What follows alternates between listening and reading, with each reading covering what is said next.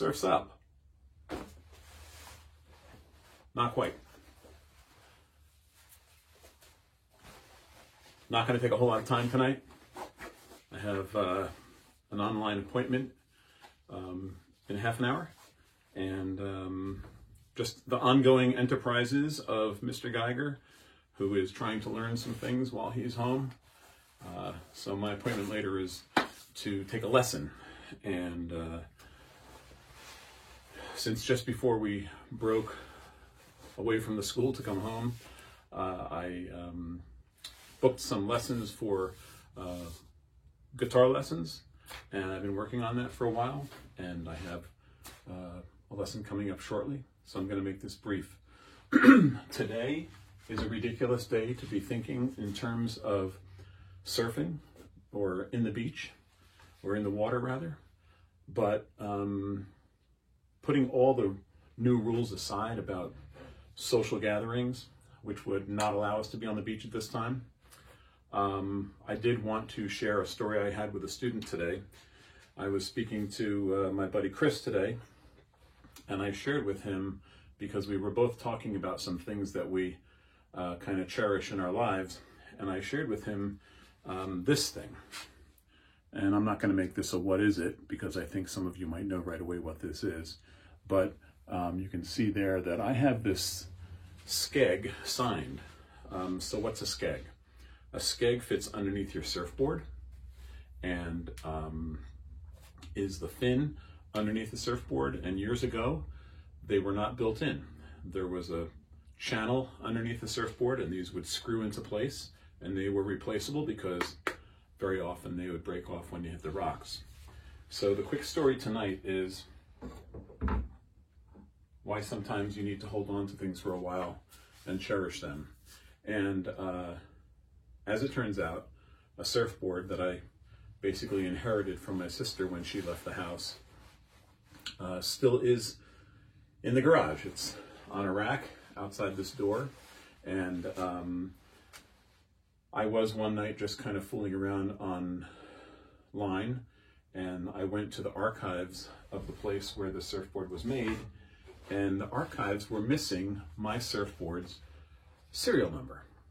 And I thought that was odd, and so I contacted the company, and I called them, I rather emailed them at 10 o'clock at night, thinking, you know, I'll never hear from these people. 10 minutes later, I got an email from Rich Harbor at the Harbor Surfboard Company, and not only did he explain to me that they had a fire which destroyed the records of my surfboard being built, but he is confident that the surfboard that I have in my garage was built by him when he was a kid, back in the 60s.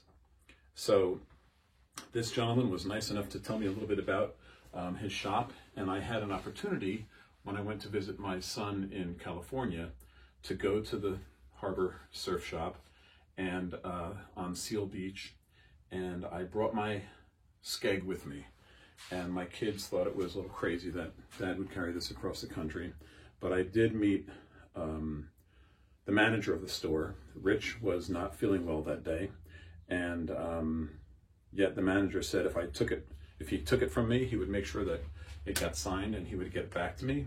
And here it is. And it's one of those things that when you're growing up, if you come across something that you just can't throw away, hang on to it. Make space for it. Eventually, when you have a partner in your life and they wonder why you're keeping these things that seem a little ridiculous, negotiate with them to create some space in your house to keep these things, because when you get to be my age, a lot of fond memories come back when I look at this surfboard skeg. Times of Sandy Hook and Lavalette, and going to McDonald's on Route 22 before we hit the Parkway, hamburgers, 15 cents, and just tons of fun on the Jersey Shore. And it was kind of interesting today that this came up in a conversation with a student online, because I heard it had actually hailed or snowed in Berkeley Heights today. I mean, that boggles my brain. It did not snow here in Mountainside that I saw. but I was kind of busy all day long too, so not sure if it actually did or not. But anyway, I thought you might enjoy that story, and if any of you dads or moms out there know much about the California beach scene back in the day, you'll remember perhaps a cartoon character called Rat Fink. And what's interesting about that cartoon character, and kids, you can look that up, maybe look up California motorcycle scene and then look up Rat Fink, and you'll see the drawings done by a very famous person back in the day who actually did the drawing that's on my surfboard, and makes it above average, I would say, in value when it comes to old surfboards. And when I was at the shop in California, the gentleman manager there told me that in fact I had quite a relic, and it's in very good shape, and that I should cherish it, and I do.